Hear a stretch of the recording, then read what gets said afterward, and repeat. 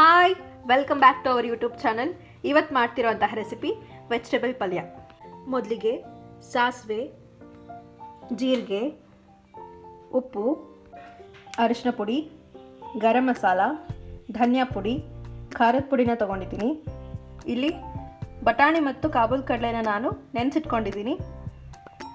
ಹೂಕೋಸು, ಸೀಮೆ ಬದನೆಕಾಯಿ, ಬೀನ್ಸ್, ಕ್ಯಾರೆಟ್, ಒಂದು ಬಿಗ್ ಸೈಜ್ ಟೊಮ್ಯಾಟೊ, ಆಲೂಗಡ್ಡೆ, ಈರುಳ್ಳಿ ಮತ್ತು ಕೊತ್ತಂಬರಿ ಸೊಪ್ಪು. ಮೊದಲಿಗೆ ಒಂದು ಕುಕ್ಕರ್ನ ತಗೊಂಡು ಅದಕ್ಕೆ ಎಲ್ಲ ತರಕಾರಿಗಳನ್ನು ಹಾಕ್ಕೊಳ್ತಾ ಇದ್ದೀನಿ.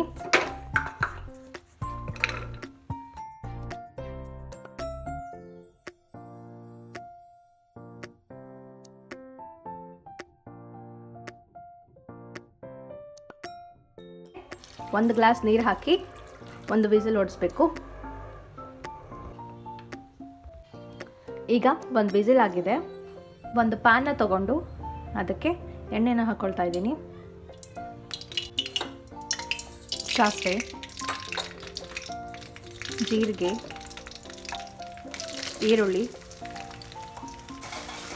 ಈರುಳ್ಳಿ ಕೆಂಪಗಾದ ನಂತರ ಟೊಮ್ಯಾಟೊನ ಹಾಕ್ಕೊಳ್ತಾ ಇದ್ದೀನಿ. ಇದಕ್ಕೆ ಉಪ್ಪು, ಎಲ್ಲ ಸ್ಪೈಸಸ್ನೂ ಹಾಕ್ಕೊಳ್ತಾ ಇದ್ದೀನಿ. ಅರಿಶಿನ, ಖಾರ ಪುಡಿ, ಗರಂ ಮಸಾಲ, ಧನಿಯಾ ಪುಡಿ.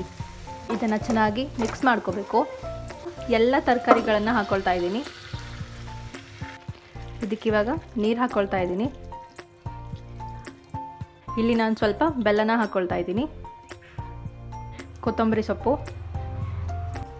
ಇದನ್ನು ಚೆನ್ನಾಗಿ ಮಿಕ್ಸ್ ಮಾಡಿ ಒಂದು 5 ನಿಮಿಷ ಕುದಿಯಕ್ಕೆ ಬಿಡೋಣ. ಇವಾಗ ಇದಾಗಿದೆ. ಇದನ್ನು ಸರ್ವ್ ಮಾಡೋಣ.